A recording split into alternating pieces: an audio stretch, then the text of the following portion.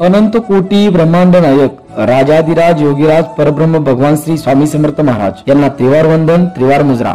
समर्थ सेवेकरांना श्री स्वामी समर्थ. तर मंडळी, गुरुमाऊली या युट्यूब चॅनल वर आपले खूप खूप स्वागत आहे. हिंदू धर्मातील सर्व महिला वटपौर्णिमेचे व्रत करतात. आपल्या पतीचे आयुष्य वाढवण्यासाठी, रक्षण होण्यासाठी हे व्रत केले जाते. या दिवशी वटवृक्षाला म्हणजेच वडाच्या झाडाला खूप महत्व असते, कारण की वटवृक्षाच्या पूजनाशिवाय हे व्रत अपूर्ण मानतात. वटपौर्णिमेच्या दिवशी सावित्री व सत्यवान यांची कथा ऐकणाऱ्या व वाचणाऱ्यांना अखंड सौभाग्य मिळते असे सांगितले जाते. वटवृक्षाच्या मुळात ब्रह्मा, मध्यभागी विष्णू, तर झाडांच्या फांद्यांमध्ये शंकरांचे अस्तित्व असते. त्यामुळे या झाडाला प्रदक्षिणा घातल्याने त्रिमूर्तींचा आशीर्वादही प्रदक्षिणा घालणाऱ्या सुवासिनींना मिळतो. तर आपण पाहूयात वट सावित्रीच्या वृत्ताला कधीपासून सुरुवात झाली, यामागे असणारी सावित्री व सत्यवान यांची पौराणिक कथा. तर मंडळी, भद्रा देशाचा अश्वपती नामक राजा होता. त्या राजाला संतती नव्हती. संतती होण्यासाठी राजाने 18 वर्ष कठोर तपश्चर्या केली. त्यावेळी सावित्री देवींनी प्रसन्न होऊन तुला कन्या होईल असे वरदान दिले. त्यामुळे अश्वपतींना खूप सुंदर कन्याही झाली. ही कन्या सावित्री देवीच्या आशीर्वादामुळे झाली असल्याने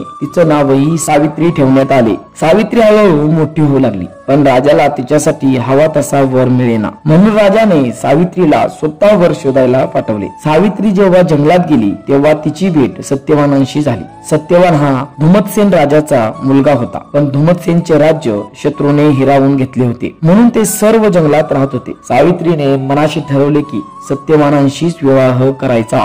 तिने मनातून सत्यवानांना आपला पतीही मानले व तसे आपल्या पित्याला म्हणजेच अश्वपतींना सांगितले. अश्वपतीही हा विवाह करण्यास तयार झाले, पण नारद मुनींनी अश्वपतींना सांगितले की सत्यवान हा अल्पायुषी म्हणजेच खूप कमी आयुष्याचा आहे. तो दिवसातच मरण पावणार आहे. सत्यवानांच्या अल्पायुषी होण्याचे समजल्यावर आई वडिलांनी सावित्रीला खूप समजावले, पण ती तिच्या मनावर ठाम होती. त्यामुळे अश्वपतींना ऐलास्तव सत्यवान व सावित्रीचा विवाह करून द्यावाच लागला.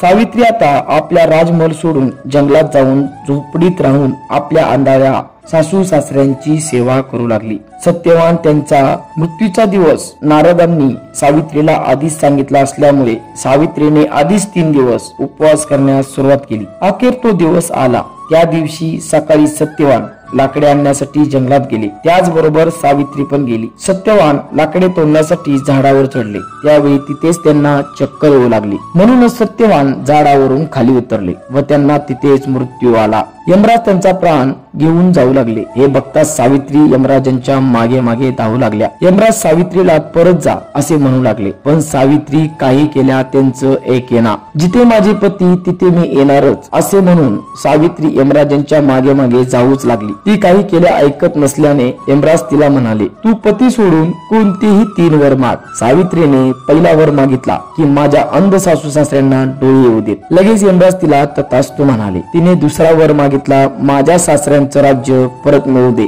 तेव्हा परत यमराज तथास्तु म्हणाले. त्यानंतर सावित्री म्हणाली, मला संतान प्राप्त होऊ दे. गडबडीत यमराज तिला तथास्तु म्हणाले. आता सावित्री यमराजांना म्हणाली, भगवान, मी सद्गुणी पत्नी आहे आणि तुम्ही मला संतान होण्याचे वर दिला आहे. हे ऐकून यमराजांना सत्यवानांचे प्राण परत करावे लागलेच. सावित्री वटवृक्षाजवळ आली, जिथे सत्यवानांचे प्रेत होते व आता सत्यवान जिवंत झाले.